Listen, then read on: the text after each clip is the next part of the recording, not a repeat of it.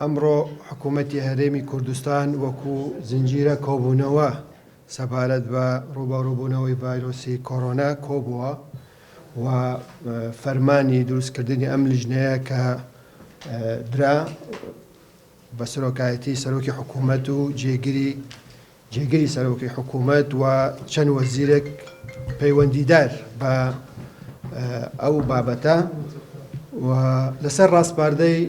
جەنابی سەرۆکی حکوومەت ئەمڕۆ کۆبوونەوەی لیژنەی باڵا بە سەرپەرشتی جێگیری سەرۆکی حکوومەت کاقوبات تاڵابانی کۆبەوە و کۆمەڵێ لە بڕیار و لە بواری جیاجیا درا. طبعا ئێمە وەکو حکوومەت پابەندین لەوەی کەوە لە ڕیزبەندی کاری حکوومەت بابەتی ڕووبەڕووبوونەوەی ڤایرۆسی کۆڕۆنایە و هەموو ڕێکار و پێداویستیەکان لە ڕووی مادی، لە ڕووی ڕێکاری یاسایی، لە ڕووی ڕێکاری ڕێخستن لە هەموو بارێکەوە ئامادەباشی کردووە و لەو چوارچەوەیەدا ئەم لیژنەیە بەردەوام دەبێت لە کۆبوونەوەکانی خۆی و وەکو باسم کرد ئەولوێتی حکوومەت ئاسایشی تەندروستی هاوڵاتیانە و ئاسایشی هەرێمی کوردستانە. بە دەرفەتێک دەزانم کەوە داوا لە خەڵکی هەرێمی کوردستانی خۆشەویست دەکەم کەوە پابەندی ڕێنمایەکانی وەزارەتی تەندروستی و ڕێنمایەکانی وەزارەتی ناوخۆ و سەرجەم ئەو ڕێنمایانە کە لە حکوومەتی هەرێمی کوردستان دەردەچێت. ئامانج لەو داواکاریە وەکو باسم کرد پاراستنی تەندروستی هاوڵاتیانە نەک ترساندن و تۆقاندنە بەڵکو بۆ زامنکردنی کەمترین زیان کە بەبەر هەرێمی کوردستان و هاوڵاتیان دەکاتەوە سەبارەت بە بڵاوبوونەوەی ئەو ڤایرۆسە و ئێمە وەکو حکوومەتی هەرێمی کوردستان بە شێوەیەکی گشتی داوامان کردووە کەوە گردبوونەوە بە هیچ شێوەیەک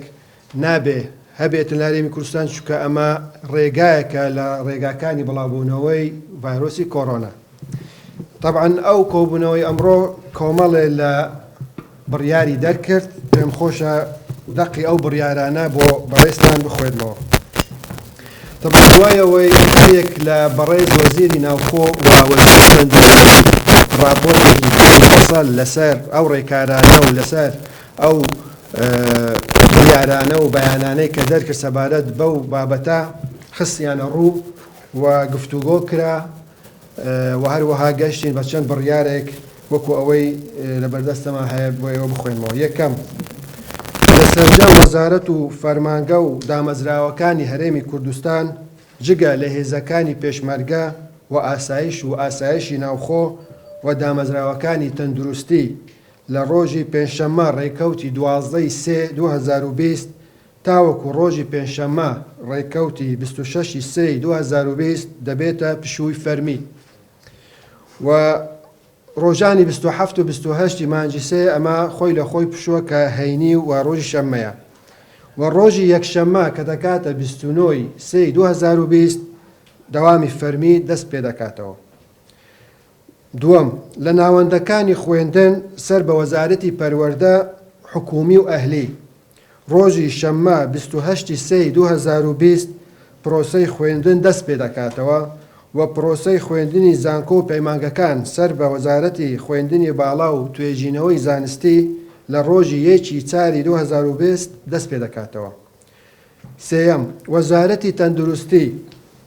بەردەوام دەبێت لە پێشکەشکردنی خزمەتگوزاریە تەندروستیە فریاگوزاریەکان بە هاوڵاتیان لە ڕێگای پیادەکردنی ئیشکگیری. چوارەم، وەزارەتە خزمەتگوزاریە گشتیەکان بەردەوام دەبن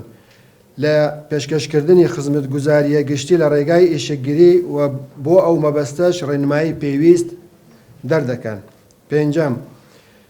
دوا وادە بۆ گەڕانەوەی هاوڵاتیانی هەرێمی کوردستان لە کۆماری ئیسلامی ئێرانەوە بۆ ناو هەرێم ڕۆژی 16/3/2020 دەبێت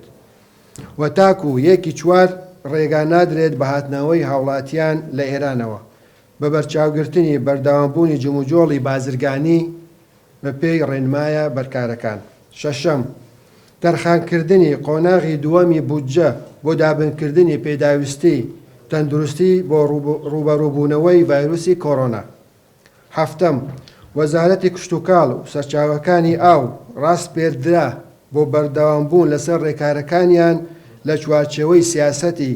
ڕوبەڕووبوونەوەی ڤایرۆسی کۆڕۆنا. هەشتم، ڕاستپاردنی وەزیری داد بۆ چالاککردنی داواکاری گشتی بە مەبەستی وەرگرتنی ڕێکاری یاسایی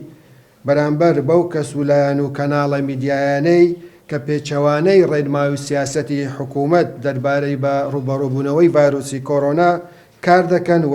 دەبنە هۆی پشێوی. نۆیەم، پێدانی دەسەڵات بە پارێزگاکان و سەرپەرشتیاری یەکە ئیداریە سربەخۆکان و لیژنەکانی قایمقامیەت و بۆ ڕێخستنەوە و چاودێریکردنی بازاری ناوخۆ. طبعاً ئێمە وەکو حکوومەتی هەرێمی کوردستان دووبارە پەیامی سەرەکی ئێمە پاراستنی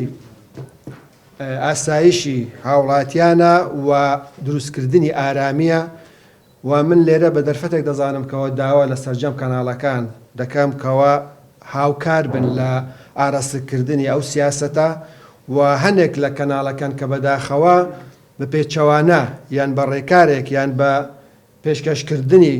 بابەتێکی میدیایی کە پشێوی لە ناو خەڵک دروستەکەن ئەمە جێگای قبوڵ نییە و ڕێکاری یاسایی بەرامبەریان وەردەگرین، چونکە ئەمڕۆ هەمومان لە پێناوی ئارامی و سەلامەتی هاوڵاتی کوردستان ئەبێ یەک دەستبین بێکەوە ڕوبەڕووی ئەم مەترسیە ببینەوە و دیسانەوە ئێمە داوا دەکەن لە هاوڵاتیان کەوا چەند بتوانن دوور بکەونەوە لە قەڵەباڵغی دوور بکەونەوە لە هەر گوربوونەوەیەک و پابەندی ڕێنمایەکان ببن، چونکە لە کۆتاییدا ڕێنمایی تەندروستی لە بەرژەوەندی هاوڵاتیانی هەرێمی کوردستانی تا ئینشاءڵڵا ئەم قەیرانە بە سەلامەتی تێدەپەڕێت.